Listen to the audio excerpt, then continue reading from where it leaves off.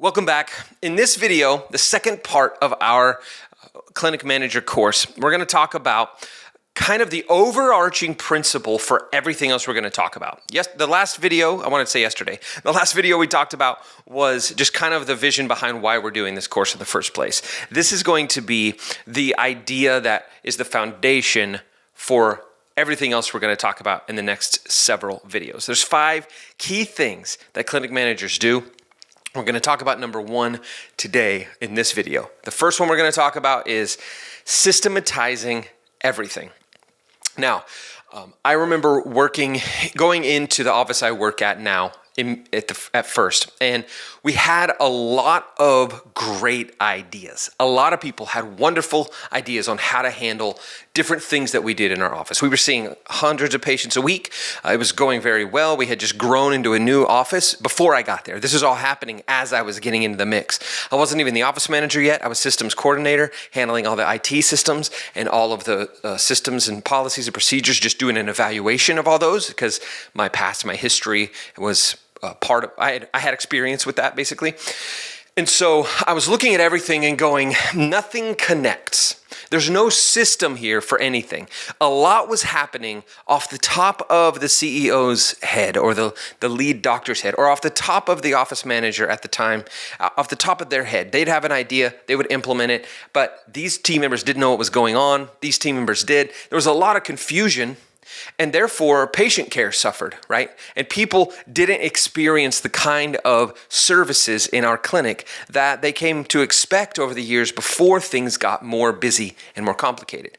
But the systems are necessary if your office is going to grow and be successful. Now, I am somebody who deals with a lot of different ADHD symptoms, right? So I, as an office manager, have to learn how to handle that because systems, checklists, to-do lists, those are dirty words typically for somebody like me, right? And what makes me good at my job is my ability to, number 1, deal with people, right? Work with them and help them understand what we're trying to accomplish, what we're trying to do. I'm not as good at vision casting as I am taking that vision and turning it into real steps that people can take. So CEO, our boss casts the vision and I can turn them into steps that we could take. So that's what I mean by systematizing. We want to see 50 new patients this month. So here's what we're going to do. We're going to put out a blast to everybody and say, hey, tell your friends about us. Whoever tells your friends, your name is going to get put on a list and we're going to have a gift basket that we're going to give you for doing that. That's a great small business tactic to get internal referrals for your business, whatever it might be, right? It's great. Yet, he says that, and I hear we're going to need somebody to figure out how to send a blast to everybody. Somebody's going to need to write that blast. It's going to need to get sent. We're going to have somebody ready to reply to the responses. Do we need to have specific scripting for those responses? We're going to definitely need to have somebody in charge of making sure we fill the baskets. Do we have a budget for this so that we can make sure that the basket is filled with good stuff? Or are we going to look up for donations, or we just want to get a bunch of them so that it's just got a high value based on the donations we get? We want to make sure that anybody who comes in hasn't been in the office before because we handle them differently depending on how they have been here before or haven't been here before. Do you see what my brain is doing when I hear one phrase? I have an idea. My brain goes, that's awesome. I love that vision. I love that idea. Here's all the stuff that has to happen to make that happen, right? And so in your job, I mentioned this in the last video, but in your job, systematizing the stuff you do every day is absolutely critical because of what I just said. Because those ideas are going to come up, you're going to be expected to accomplish them, and so you're going to have a system. Now let's talk about our systems, okay? Number 1, your systems can't be willy-nilly. I just talked about that, right? We have willy-nilly systems that are like, oh, I have an idea. We're going to do this, and we're going to do this. And then you're going to sit in a circle, and you're going to say, James, I want you to handle all of the gift baskets. So reach out to everybody to figure out the gift baskets. Susan, why don't you go ahead and write the blast, and I'll write the scripting for the responses to the blast. And then Dr. So-and-so and so-and-so, you guys go online and go on Canva and see if you can find a good artwork for this that we want to work on, right? Do we want to use for social media, right? It's that sort of thing. And then everybody's like, okay, and they're jotting down notes and they don't know what they're going to do, right? Those kinds of things. That is kind of how those systems work. They have to be kind of willy-nilly. But the systems in your office, like how do I handle payroll? When do I do it? Do I use a different company to do payroll? Do I do it myself? Do I write checks? Do we do it by direct deposit?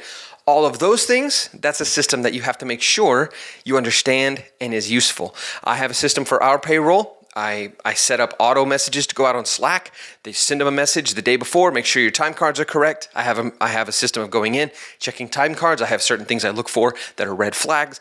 These are systems I've developed for my role so that when these crazy systems come up that I'm required to be willy-nilly, it doesn't add to more willy-nilly systems, so to speak. I know willy-nilly is a nice technical business term. You get what I'm saying. Number 2 is existing is better than perfect when it comes to systems. A system that exists is always going to be better than a system that's perfect because perfect systems don't exist, right? You're going to run into errors. You're going to run into exceptions to your system, things that happen that make you go, oh, I didn't think of this yet. How am I going to handle this? And so when you have specific systems that you use in your office to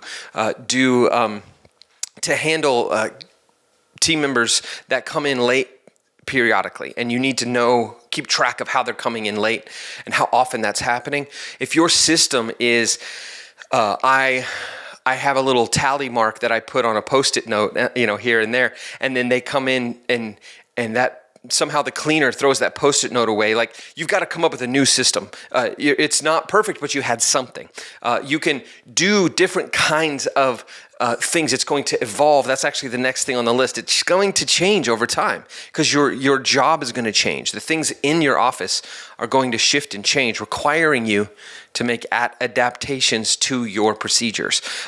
Your systems in your job, in your office, in your particular desk, right? Your individual system is going to have to be changed and adjusted. One big thing that I started doing when I got to our office was collecting stats. And I had to collect a lot of stats every week to make my boss happy. He needs to see the data to see how we're doing. And at first, I didn't understand where those stats were coming from, and I dug as deep as I could. I tried to figure all that stuff out. I have a software and computer, background as well as IT and stuff, and leadership in those roles as well. So I was confused. I couldn't figure it out. So we had to completely change the system we were using to track those stats so that I can do a better job. And that's just going to happen. The other thing is it has to make sense. It has to make sense to you. It has to make sense to other people when you explain it. Otherwise, it's not that helpful. So the goal would be putting together systems that over time as they change, they make more and more and more sense. And the more you can stack your systems, right? So I do this for, one great example is the tardy or being late for work thing. I have a time off request form that they fill out and it automatically populates a database. I'll show you guys in the later videos. It automatically populates a database for me for time off. They can select if they're using PTO or not. They can do all that stuff. It automatically populates. But if they're late, they didn't ask for that, right? So I go in and I add their name to that database, and it just adds them to the same list as the time off. And when it says, in our particular policies, 4 tardies is the same as 1 absence. So if I put in, and when I put in their late notice, I put in 0.25 shifts that they've missed. So 4 of those, it equals 1 shift when we total up how much time they've missed of work. And so that's a simple way that I can stack systems. I can use a system that I already use to track time off to track when they come in late, right? The last one on here, my last note, is to use your systems to make up for your weaknesses, right? That's another great example. The time off and tardy is a great weakness of mine. Being woo, I want people on my team, on my side, so I don't want to say, hey, you were late, let's come to my office and let's have a talk, blah, blah, blah. But tracking that allows me to see when there's a red flag and I can just call them in, and then the conversation becomes, hey, I just want you to know that because of the amount of times you've been late, you've used up a couple of your allowed days off, allowed shifts off. And so we need to talk about whether you want to work on some PTO to cover those, or if you want to, we need to just figure out what we can do to help you because you're coming in later and later, more often. And so those conversations aren't like, hey, don't forget, you're not allowed to be late. It's like, hey, you're at risk of, I've been keeping track, here's where you're at. You're at risk of losing some of the benefit that you get on your schedule. So just be aware that maybe an earlier alarm or a car that starts on time or something. And if we can help you with something, let me know. So it takes the emotion out of it and the weakness, which for me is I'm going to always choose relational first. That's a strength in a lot of ways, but it can be a weakness in my job. So tracking tardies or lateness, tracking absence, putting it off of my, taking the emotion and my feelings about it out of it helps me to be able to keep them accountable the way I'm supposed to, right? Do I do it perfect every time? Am I the best at it? No, but I'm doing something. And that's the thing, is existing is better than perfect. It exists. My system exists. It's not perfect. There's probably better ways to handle them coming in late, but we do have a fingerprint clock in, so I can go in and double check if they deny or say, no, I wasn't in late that day. I can go look and I can see when they clocked in. So that is the key. Number one thing is to be the best office manager you can be is systematize everything. We're going to talk now into the nitty-gritty specifics of some of those systems, and we're going to switch from you looking at my ugly mug to looking at my computer as I walk you through some of the things that I use to help systematize my office that I think are tools you could use very well to that could be at your disposal as well. So thank you so much. We'll see you in the next one.